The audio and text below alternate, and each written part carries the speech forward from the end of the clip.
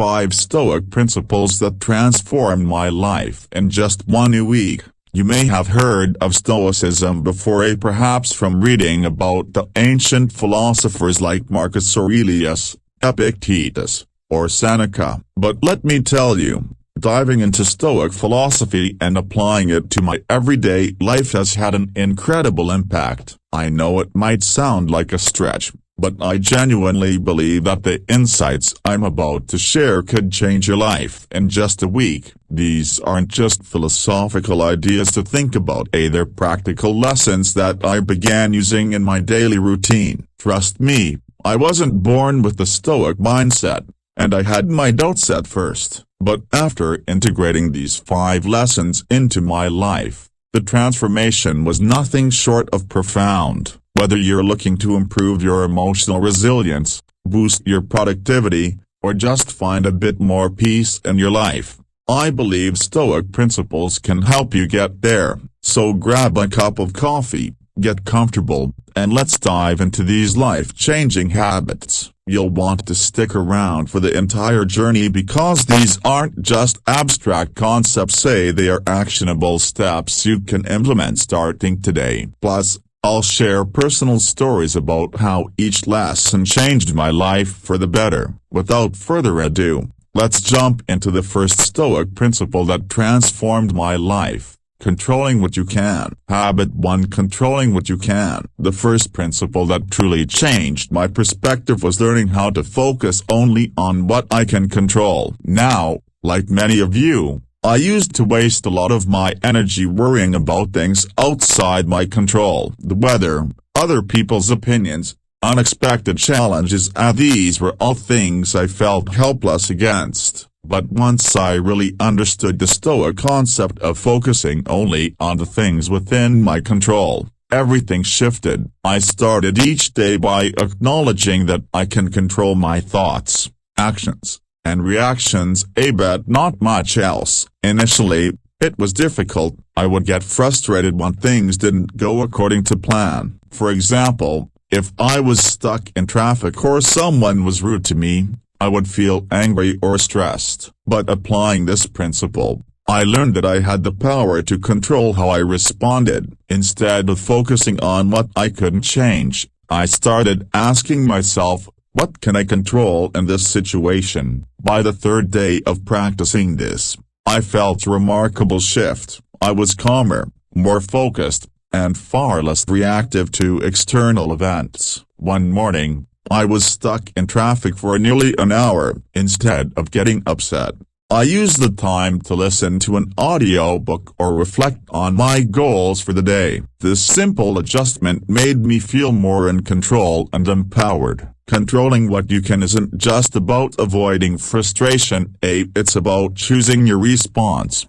which, in turn, shapes your reality. It's a habit that makes you mentally stronger and more prepared for life's inevitable challenges. I highly encourage you to try this for a week. Start by identifying a situation where you typically feel helpless and consciously shift your focus to the things you can control. You might be surprised by the results. Habit 2. Practicing negative visualization. The second lesson that had a profound impact on me was negative visualization. At first, this one seemed a bit strange. Why would anyone want to focus on the worst-case scenario? But the more I learned about it, the more I realized how powerful it could be in managing anxiety and stress. The Stoics practiced negative visualization as a way of preparing for potential loss or misfortune, so that when something bad actually happened, they were less shocked and more resilient. I began to implement this in my daily life. Every day, I'd take 5 minutes to imagine the worst-case scenario in a particular situation. For example, before a big presentation at work, I imagined myself failing miserably, stumbling over my words, forgetting key points, and embarrassing myself. As morbid as this sounds, it helped me realize that even if that did happen, it wouldn't be the end of the world. The worst-case scenario wasn't as terrible as I'd thought, and I could handle it. By the 3rd day, I noticed a huge change in how I approached challenges. I felt less anxious and more present, as if I had already mentally prepared for setbacks. Negative visualization allowed me to see challenges as opportunities to learn and grow rather than insurmountable obstacles. If you want to try this, I recommend starting small. Take a few moments each day to imagine the worst-case scenario of a situation that worries you. Once you see that it's not as catastrophic as you thought,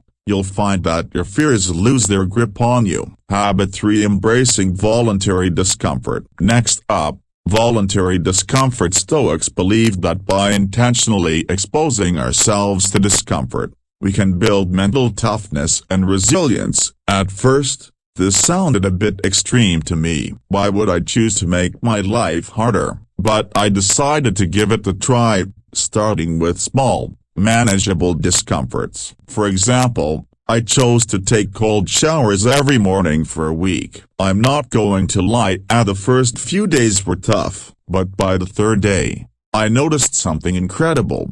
I was mentally tougher. I felt more confident, more in control, and less prone to complaining about minor inconveniences. Even when life threw curveballs, I felt like I could handle them. But voluntary discomfort doesn't have to mean cold showers. It could be something simple, like walking for 30 minutes in the rain or fasting for a few hours to challenge your body and mind. The goal is to prove to yourself that you can handle discomfort and still thrive. It builds resilience, and that resilience makes it easier to face life's bigger challenges with grace. If you're interested in trying voluntary discomfort, start small. Find something mildly uncomfortable that you can do each day, and slowly increase the level of discomfort. Over time, you'll begin to notice how much stronger you've become mentally and emotionally. Habit 4. Practicing gratitude. Now, let's talk about gratitude in Stoic philosophy.